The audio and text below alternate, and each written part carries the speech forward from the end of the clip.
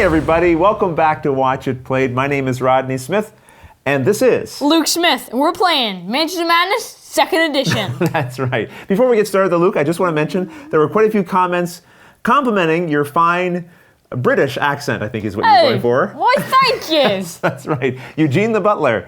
So this time around, we got a suggestion from Steve Main. Let's go to the table and see what he wants us to do. Hearing the commotion settle down in the dining room, Min starts to rejoin the rest of the group, but as she approaches the door, a glint of light hits her eye from the frame of a mysterious painting hanging in the hallway. Wait, is that an original?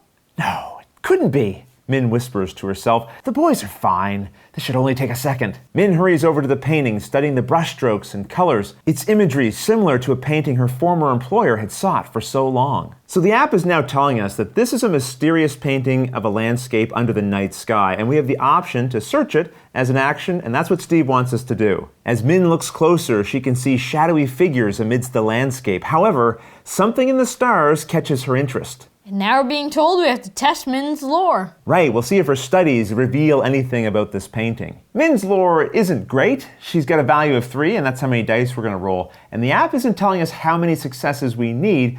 We'll just have to enter in how many we get and hope that's enough. How about I roll this one, Dad? I think that's a good idea. Let's see what you get, Luke.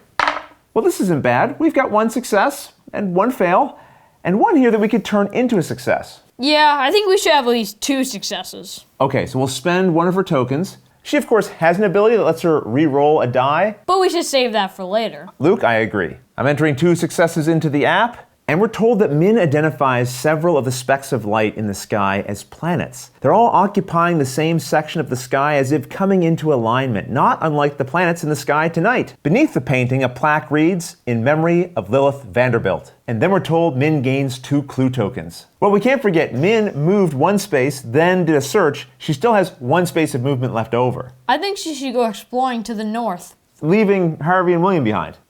She doesn't need them.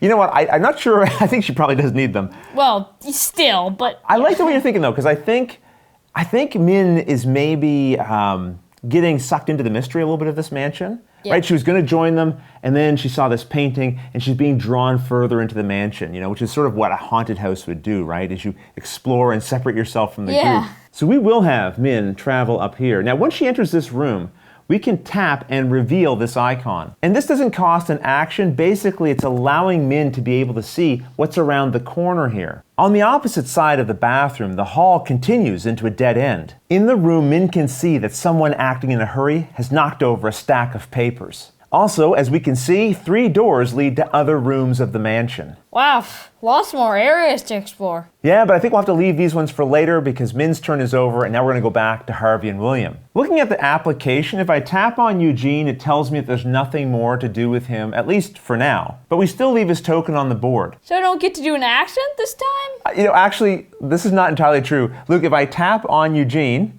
he does say something. Go ahead and read it out. Please hurry, Mr. Vanderbilt is in danger. There's no specific action related to that, except that Luke got to talk. Woo!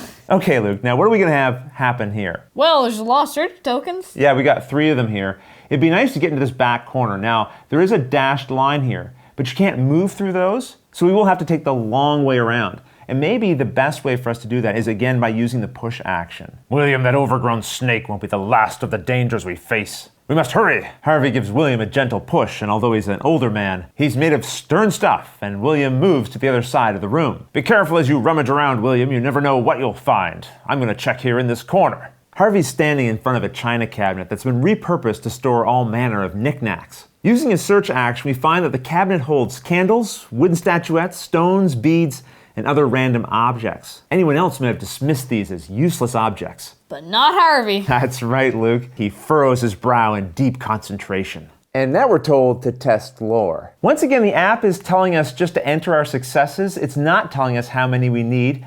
Thankfully, Harvey has a lore of 4. I think I'll roll this one.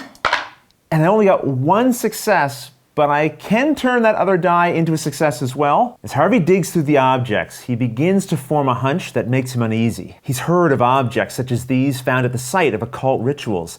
They could prove useful to our investigation. And now we gain the circumstantial evidence unique item and 1 clue. I think it was worth spending a clue for that. Yeah, it was a perfect trade. Now you might think some people would be bothered being bossed around by an older professor. But William trusts Harvey. He'd been seeing some mysterious things as he was digging up graves, things other people thought were foolish. But not Harvey. That's right, Harvey knew greater evil was definitely at play. So at Harvey's insistence, William is also going to help search. He's going to take 2 movement into this area here and then explore. William now stands before a locked cabinet with a wrapped chain around its handles. The chain is sturdy, but the cabinet doors are made of thin wood. William thinks he could break one of the doors off. Now we're told we have to test William's strength, but we would get 2 additional die if he had the crowbar common item. We don't have that. But he does have a strength of 4. That's pretty good, Luke. Go ahead and roll the dice. Let's see what he gets.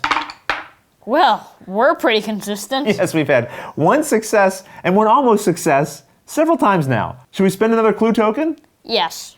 Once again, the app is not telling us how many successes we need. Hopefully, 2 will do the trick. The flimsy wood cracks as William pulls the cabinet doors off its hinges. Inside, he finds a mysterious object. We gain the Elder Ward common item. Well, this effect is pretty amazing. It says whoever's holding this item gets to roll 1 additional die when a monster's attacking them. Forever? As long as they're holding this object, yeah. Awesome. All of our investigators have completed their actions, and now it's the end of the investigator phase and the start of the mythos phase. Light flickers, and for an instant, shadows that were cast by nothing on this earth stalk across the wall. No immediate effect. Phew. That wasn't sounding so good for a second there, but the mythos phase is over. Well, I don't want to be overconfident, but I feel like we're doing pretty good so far. Well, I'll be overconfident for you. We're doing great. We are doing pretty great, I have to say. I'm starting to think, though, maybe this is all just a ruse. Maybe Eugene, maybe he was dipping into Mr. Vanderbilt's liquor cabinet, and he's been imagining things. This hunting horror maybe was really just, an overgrown pet of Mr. Vanderbilt's. I trust him. You think there's An something up? overgrown pet with deadly teeth and wings. Yeah, have you been drinking? Well, Harvey's an old guy. Maybe his eyes aren't working as well as they used to, and maybe he kind of saw. You think there's something going on here? Oh yeah, Okay. there's definitely something going on. Where's Mr. Vanderbilt? Well, that's where we need to find that out. He's somewhere in this house. The Eugene did give us a sense of maybe where he might be in the north side of the mansion. So I think we'll stop here, turn things over to you guys. Let us know what we should do next. Put your suggestions in the comments below. If you like what someone suggests, give them a thumbs up. If you don't like it, propose your own suggestion. Whichever one gets the most votes, that's what we'll come back and do. But until the next episode, Thanks for watching.